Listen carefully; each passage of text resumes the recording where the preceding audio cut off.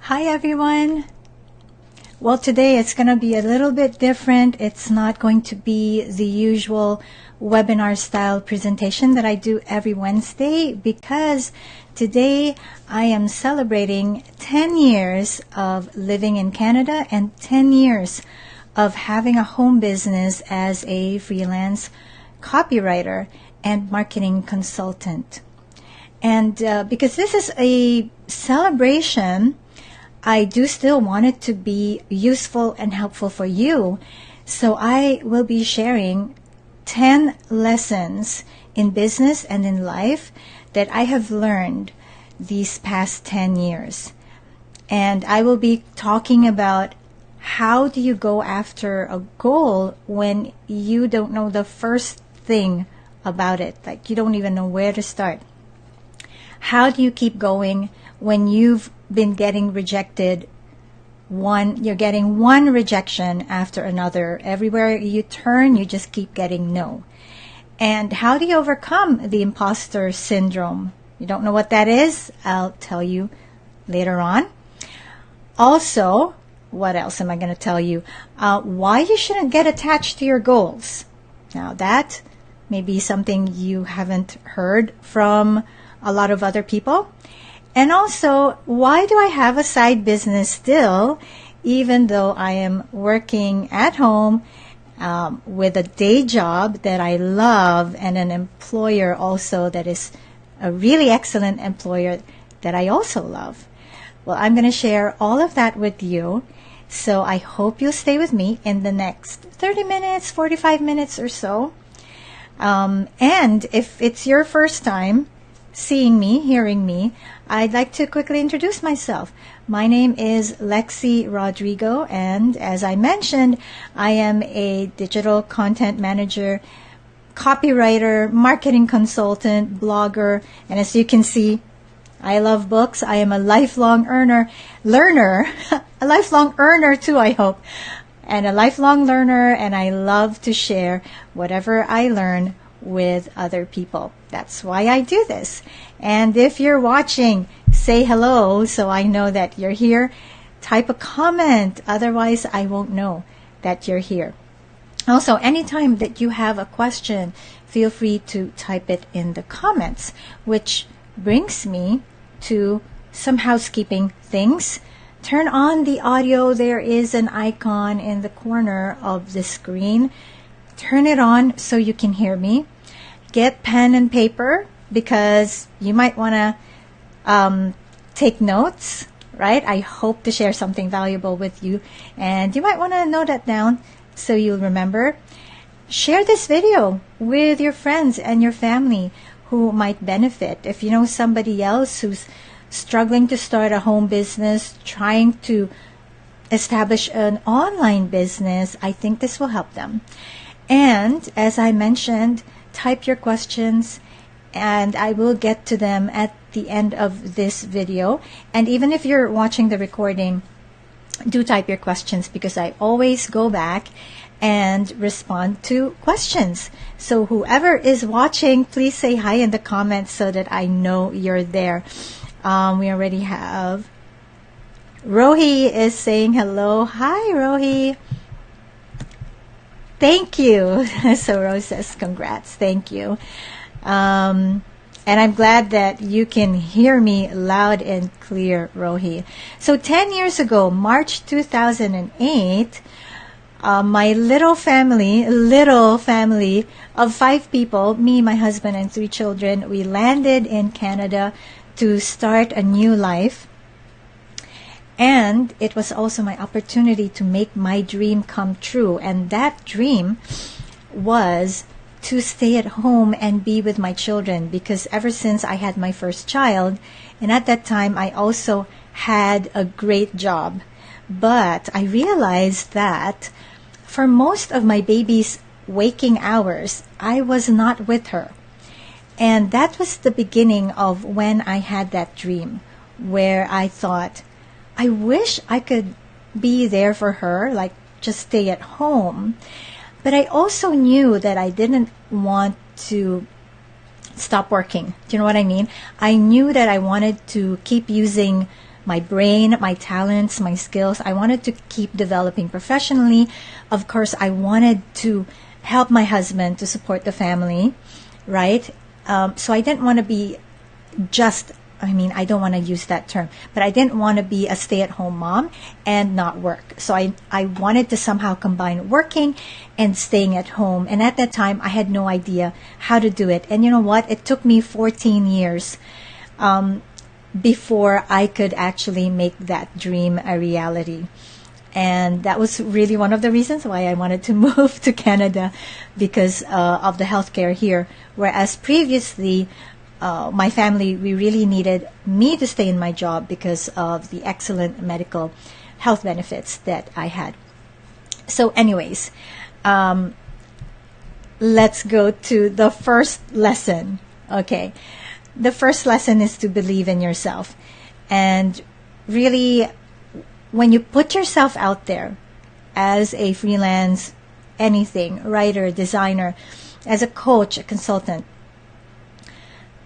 you just have to believe in yourself. And I'm not talking about fake it till you make it. Like, I'm sure you've heard that, right? Fake it till you make it. And in the beginning, you will feel like an imposter. And I remember my very first business coach, Kelly McCausey, she had a little course about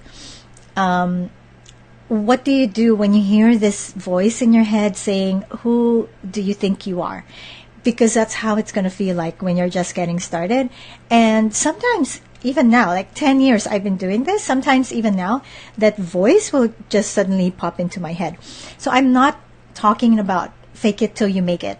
I've heard that advice before, but I don't like that advice, because when you're faking it, you're deceiving people, right? You're lying to yourself and lying to others, and it's just not good, because people will see through that. And it's, unless you're a good liar, it's very uncomfortable to do.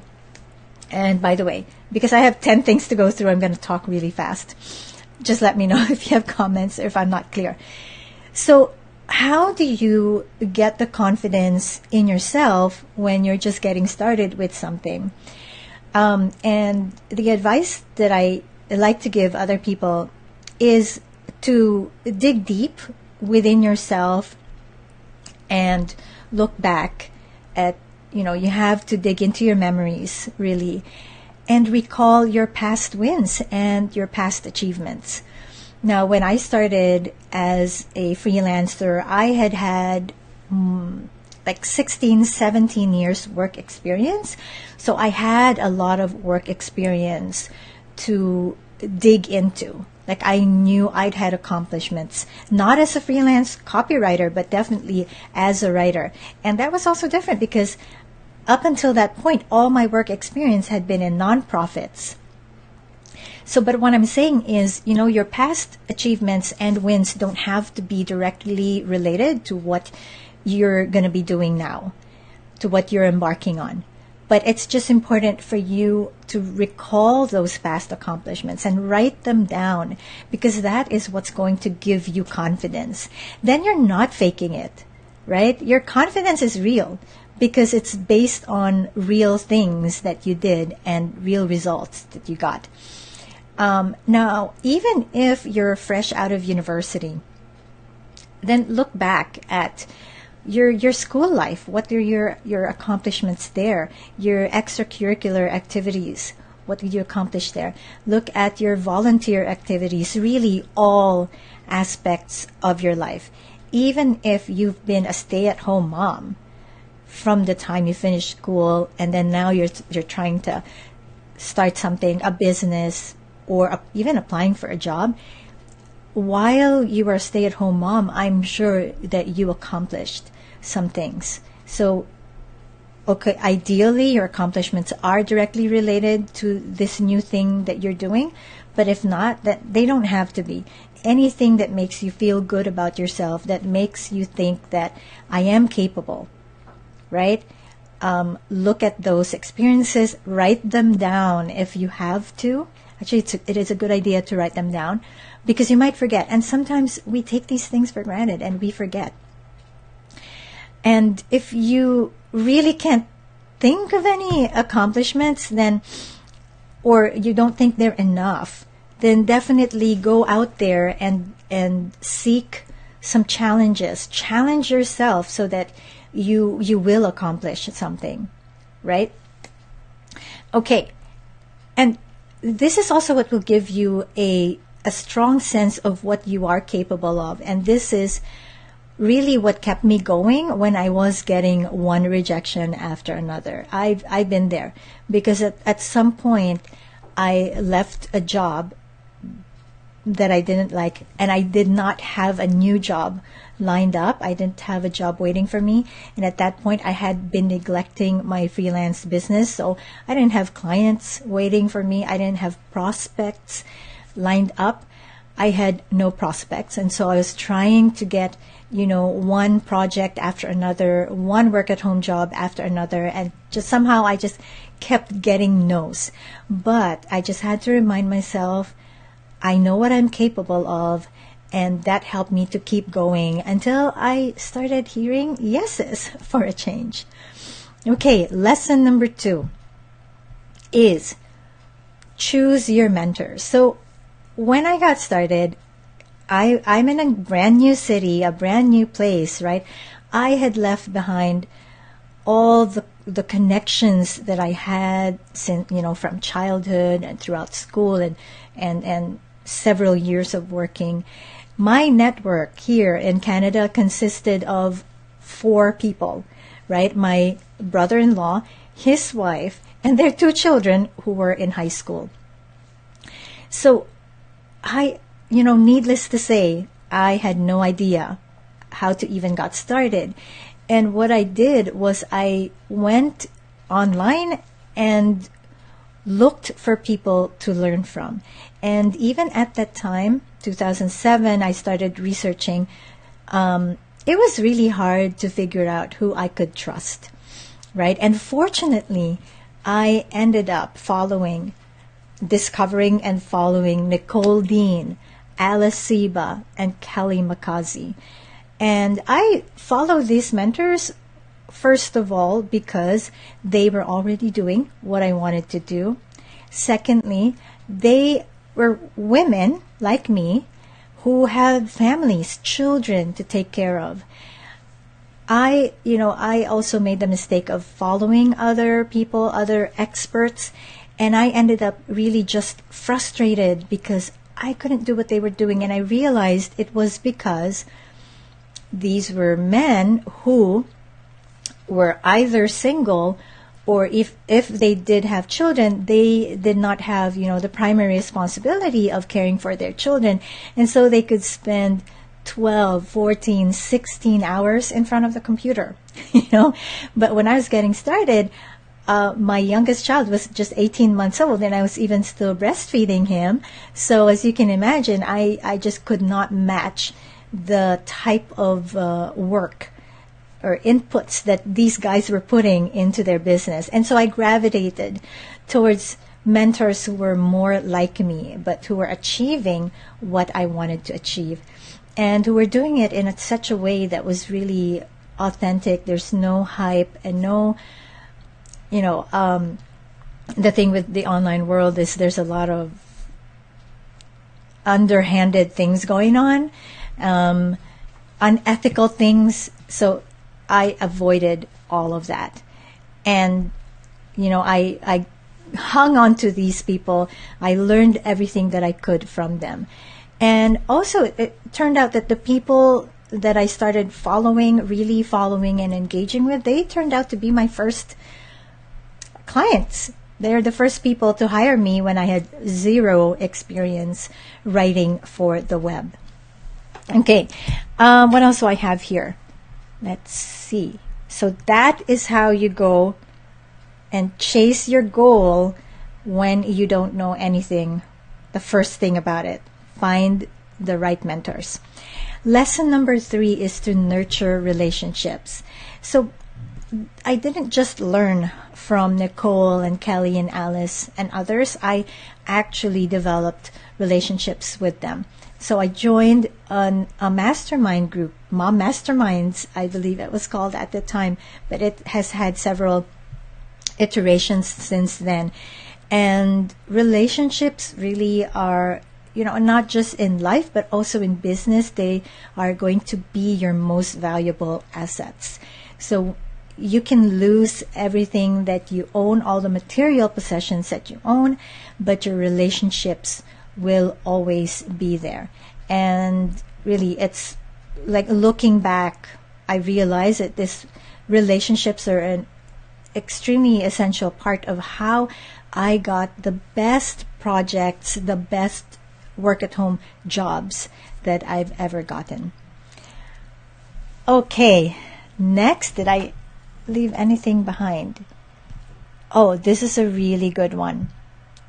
So, lesson number 4, to increase your income, you have to increase yourself.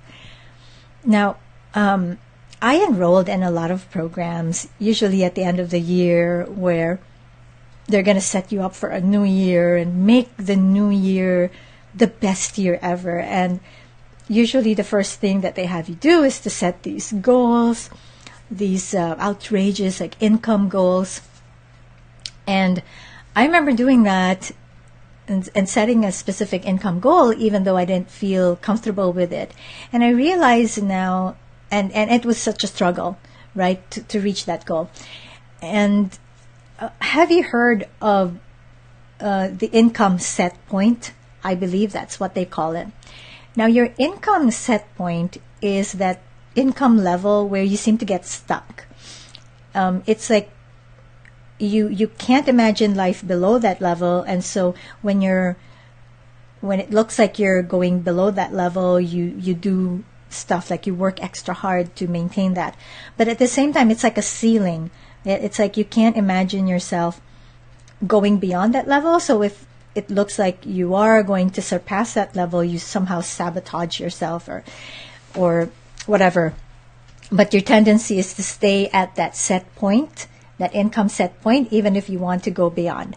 And the funny thing is that when I first got started, when I was finally freelancing full time, my income was exactly the same as my income was in the Philippines. Like if you converted my income from Philippine pesos to Canadian dollars, they were the same.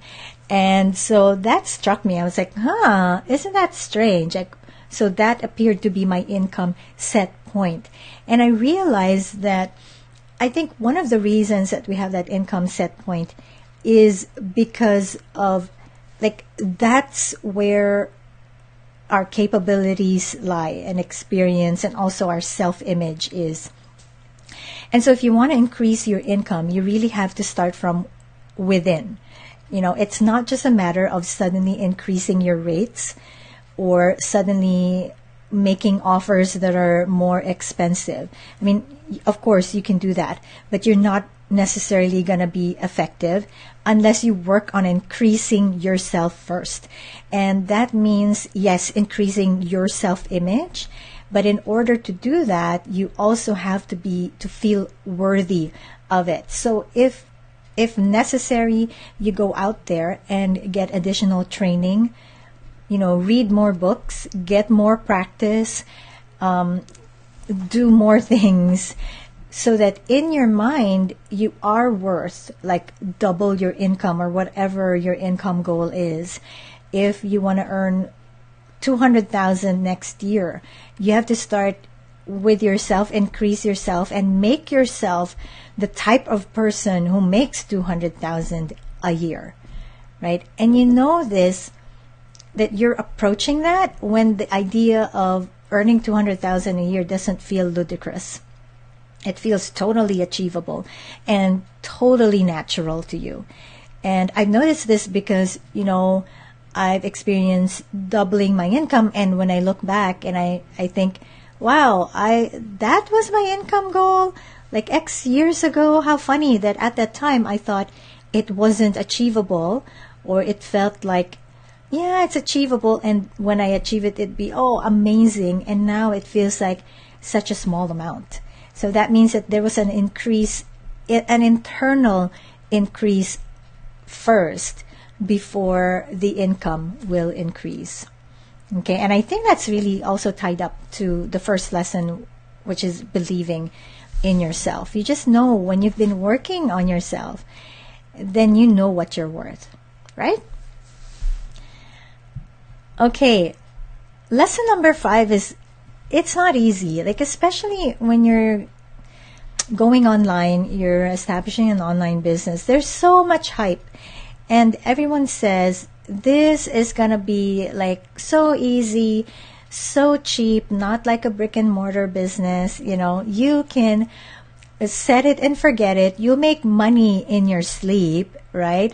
That's what everyone is saying. All the successful online marketers are saying you can go on vacation and still be making money. Yes, that is true.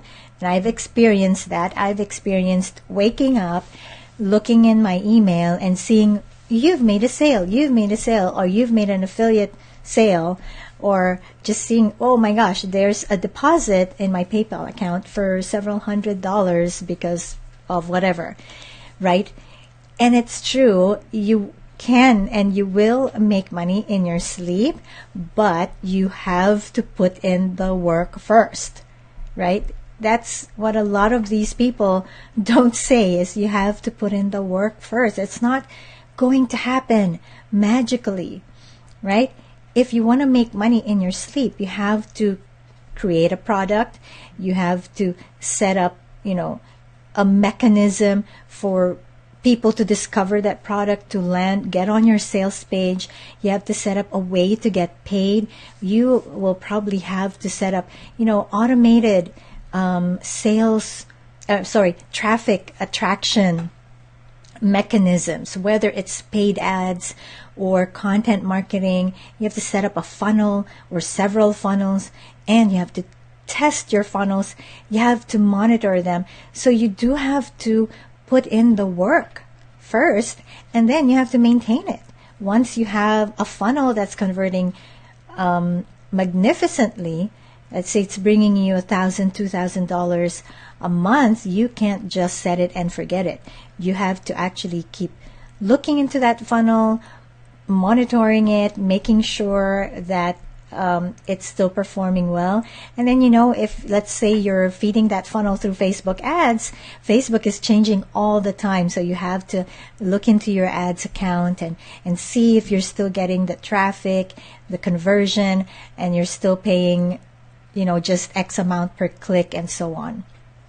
Okay? So it's not as easy as people make it sound. Be prepared to do the work. And as I always say, it's going to require either time or money or both. But, you do have to invest something. If you don't have a lot of money, usually you can accomplish the same thing, but it will take more time. Okay? And if you really want to fast track things, then you have to throw money at it. And if you can invest both time and money, then all the better. You'll probably see results faster. So remember, if you're watching, please say hi in the comments so I know you're there. And if you have questions, just type it in the comments. Questions, or, if you disagree or agree with what I'm saying, feel free to express yourself, please. Okay. Another very important lesson number 6, is learn how to sell. So I don't know if you're on my list, then you know the story of my very first business, right? That I started when I was a little girl. I was in elementary school. I was in grade school. I tried to sell cookies. Now, they sold out. Everyone wanted a cookie or two. But when I was going to collect the payment, I could not do it. I was very uncomfortable with selling to my classmates, to people that I know. So, nowadays, you just have to learn how to sell. If you're going to go into business, you have to learn how to sell, and you have to be comfortable with it. So how did I go from somebody who couldn't even sell one cookie to now selling all the time. Okay, well, it was a gradual process for me. Like I mentioned, my previous jobs before coming to Canada were all in nonprofit. And when I was in the nonprofit world, I was perfectly comfortable. I had no problems whatsoever asking people for money for my nonprofit, right? Because it was for a good cause. It wasn't for myself. And I remember my most successful, fundraising thing that I was involved in was a fundraising document for $60 million. So, wow. And we got it. So that was really a big win. Now, I learned how to sell gradually. From working in nonprofit, I became a web copywriter. So that means that I was selling and asking for money online. So everything was happening on the web. I didn't see other people's faces. I did not have to come face to face with them. I did not have to give my pitch to them in person. My words, my web page was doing all the selling for me. So that was completely comfortable, right? Like they could be rejecting me and I would not know it. I wouldn't see if they were mad at me or if they were calling me names.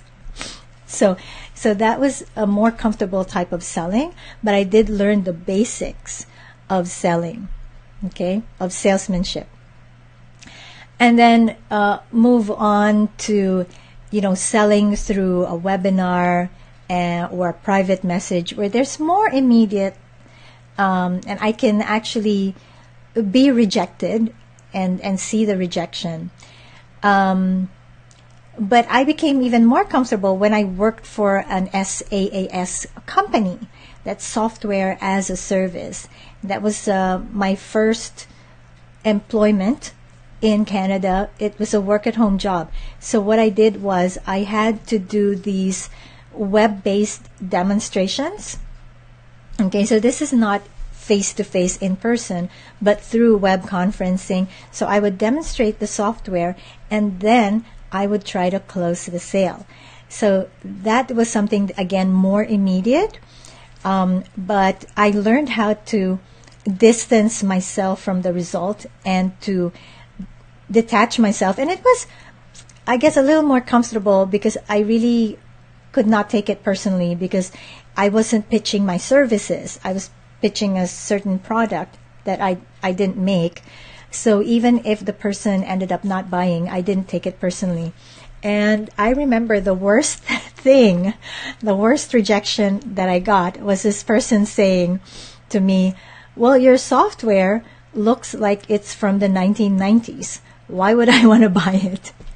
So, after you've experienced something like that, these rejections, they toughen you up. So then you become a more confident seller because you realize I can get rejected and I'll survive. Like it's not going to kill me and it's not the end of the world. And even though this person may reject me, this other person will say yes. So now what I'm trying to learn is to really get more comfortable with selling on the phone. Again, not something I'm comfortable with yet or confident with yet. And selling face to face, like in person, selling to somebody that is actually in front of me. So that's something I would like to develop and be comfortable with and be good at. Now, so far, like with my job and with my business, I don't have to do that, but that's still a skill that I want to learn. Because you know what? If you know how to sell, you will never go hungry. Really, you will always have a way to, make a living for yourself and for your loved ones. But I am happy that I have discovered a mentor, and she is so good at sales that I think she could probably sell ice to Eskimos. So I'll let you know. I will definitely share with you in future presentations whatever I learn from this person. So let's move on to lesson number 7, and this is to let go of attachments. Now, what I've learned is that we can set our goals and be so attached to them and so attached to the results that it really becomes a source of anxiety when we don't get those goals. And I have been there, I've done that. That's why I know. That's why I'm telling you this. And the same goes for your ideas, your opinions, your creations. As a writer, I can get very attached to the things that I write. And, you know, my client, my employer, they don't always like them, right? They don't always like my certain approach. My approach, recently I was writing something for Miracy, and I really, really wanted to use the Mario video game as a metaphor. But my CEO, Danny, did not like it, so I had to scrap that idea, no matter how much I liked it. You know, someday I will be able to use that metaphor. I'm just setting that aside for now. But you must never get too attached to your ideas, to the things that you create, to your opinions, because you could always be wrong, right? And also, don't get too attached to your goals. What I've found is when I'm too attached to my goals, when I'm too attached to a certain result, I become stressed out. I become unhappy. And then the journey, you know, to try and achieve that goal, it's not a joyful one. It's not one that that makes me at peace. It becomes a struggle. And I know when I'm too attached because it feels like I'm grasping something, you know. And I find that when you relax, because, okay, you have this goal, but you're not so attached to it. You relax, and then sometimes the result just approaches you and there's less struggle, no struggle even involved. And I don't know if you've noticed this, but I am Christian, I'm a Catholic, I'm a believer, and so something happened with my connection. I acknowledge that I don't know everything and I cannot control everything in my life.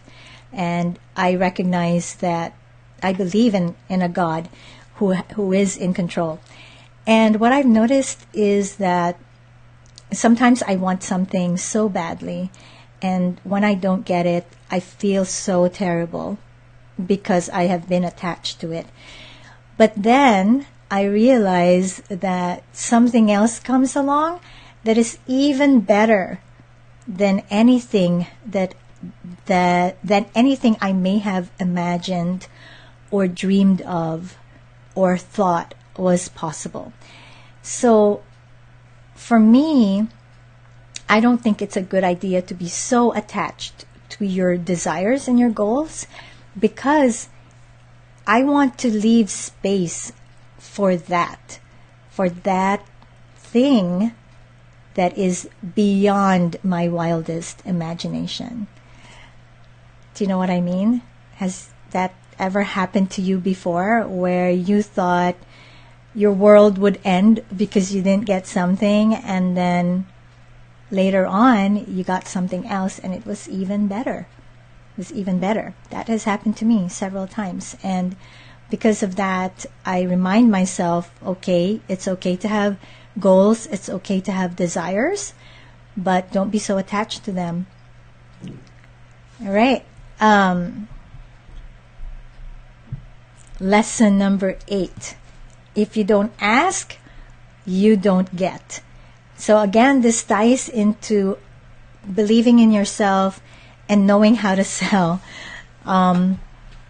Sometimes, you have an idea and you want to work with a certain person, maybe you want to partner with them, or you want to pitch something to like your dream client, but you feel timid or shy or intimidated. Just remember that if you don't ask, then you don't get. And so for me, I turn this into a challenge. If I'm scared about approaching somebody, I turn it into a challenge and just say, see what will happen. Just do it and see what will happen. I mean, what's the worst that could happen? The worst that could happen is they'll say no, or they'll ignore you. And that's okay, because I've lived long enough and I have lived through enough rejections to know that that's not going to kill me and it's not going to be the end of the world. So remember that when you want something from somebody, remember, if you don't ask, you don't get. So just, get the courage to go out there and ask. Lesson number 9 is to give without expectation. Now, sometimes we're very, I don't know, do you feel like this? Like when somebody is asking you for something, do you feel like suspicious, like that person might be taking advantage of you? Okay. So that's something that can come up, right? And what happens is, especially, for example, I do charge for coaching or consulting with me. Like if you want to pick my brain for 45 minutes, an hour, whatever, I do have like a coaching program. So I charge people to pick my brain. So sometimes if somebody approaches me and says can you spare 15 minutes? I just want to get some of your ideas about this topic. Then I might hesitate and think, is this person going to take advantage of me? But when you have a relationship with somebody, and I mentioned earlier that one of the most important lessons that I've learned is to nurture those relationships. So if this person is not a stranger, of course, then I say yes. And I do it in a way where I'm not thinking, okay, I'm going to say yes, but I expect this person to pay me back by doing XYZ with me or for me, right? So give without expectation and help people out, because I remember, especially people who are just getting started, who are, at a stage that you were in probably a few years ago. Then do, when you have that opportunity, then do help, because I find that you eventually get something in return, and it is usually not in the way that you expect. So for example, that person who wanted to pick my brain, I did not say, hey, I have a coaching package. If you want, you can pay me. I didn't. I got on Skype with her. I didn't charge her, right? And I let her pick my brain, and it was an interesting topic for me as well. And I gave her a lot of good ideas. And you know what? I had no expectation whatsoever. But several months later, she referred me to what would turn out to be an extremely good client. Extremely good client that has given me profitable projects. So, when you have that opportunity to help somebody out, especially somebody that you already know, then do give that help, but don't expect anything in return. But do know that there is something waiting for you in the future. Just something, the return is not what you would necessarily expect. So we come to lesson number 10, and that is be an idea machine. I don't know if you're familiar with the book, Be an Idea Machine, I think is the title of the book. Something about Idea Machine by James Altucher. And I think it's very important to have plenty of ideas, because, these ideas are really what's going to get you results. Of course, you have mentors, you have books, websites that you'll be reading, and they can give you ideas, but always take note of the ideas that you come up with, because those are your unique ideas. I have several lists of ideas. I have a list of ideas for my video presentations, ideas for my blog, ideas for Miracy, my employer. I have a list of ideas for just general business stuff, and like random ideas for my home, my family. And I capture all of those ideas, and I take note of which ones I can implement right away and which ones to implement next, because you never know where you're going to get this fantastic result. Because, for example, this idea that I've been implementing where I do a live presentation and I repurpose it into a YouTube video and into my blog post, that has turned out to be a really great idea and has allowed me to grow my reach and my audience and to create content consistently without too much work on my part. So you know, challenge yourself. In the book, the Idea Machine book, he says you have to come up with, is it 10 or 20 ideas a day? And that's hard. I tried to do that. I don't think I I succeeded for a long time. But, you know, challenge yourself to come up with even, I don't know, 5 ideas a day. Even just 1 idea a day is already more than what most people get, right? And you know what? Your ideas, those are what's going to set you apart from everybody else. That's what's going to make you unique, and that's where you're going to get your results. And I wanted to share a bonus lesson, and that is to be self-sufficient. And this is also the reason why I have a side business. Even though I have a day job that I love and an employer that I love, I still have a side business, because I realize that I do not want to feel like I'm so scared I might lose a job. I'm so scared. What if this happened to the economy?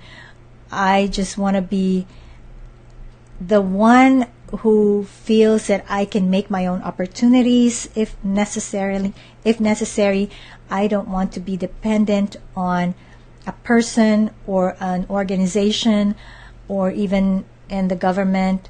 So, and that is why I feel like even though I have this terrific job, I should also still be nurturing my side business. Okay? So think of that, like what are there people or things that you're dependent on, especially financially, and how can you become less dependent on that? Okay, that's my bonus lesson for you. So do you have any questions, guys? Type them in the comments. Even if you're watching the recording, type your questions, type your insights. If you disagree with anything I said, I do welcome all opinions. And even if you're watching the recording, I will get to your comments and will respond. I respond to all the comments that I get. So I just want to look at the comments that we have gotten here so far. Glennet says, congratulations. Thank you, Glennet, and thanks for joining me. It's so much fun, you know, when you guys join me live. And I think I have, it's embarrassing. Okay, great so far. Thank you, Rohi. And Jeff says, oh, it's 10 ideas in the book. So you come up with 10 ideas, not 20 ideas a day. So challenge yourself. Come up with 10 ideas in a day. Can you do it? So Jeff, I'm assuming that you've read the book. Are you able to generate 10 ideas a day? Just curious. Or am I the only one who had a really tough time with that?